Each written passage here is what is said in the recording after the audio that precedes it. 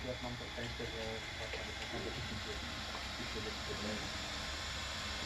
nie wiem, czy to będzie na przykład, która ma tego sytuacji kryminalną. Oprócz tego jak mam to szczęście, że pracuję w internet takich najlepszych, jest bardzo dużo względów. No i mogę się liczyć do egzaminuję, jak z nimi rozmawiam. Że kumają ci podobnym językiem, tak? Tak, jest to bardzo godna praca, żeby się tego Znaczy, słuchaj, to jest dostęp do takich wyjątkowych umysłów, tak? Do wyjątkowych mózgów, no bo dla mnie to nie są jakiegoś super nauczania fizyki na poziomie szkoły średniej, bo wtedy nie jest wszystko tam, to jest po prostu kilka jednostek. Akurat ta jednostka zainteresowała fizyką, docierała się przyszła fizykę na ogół i to jest hybrydą.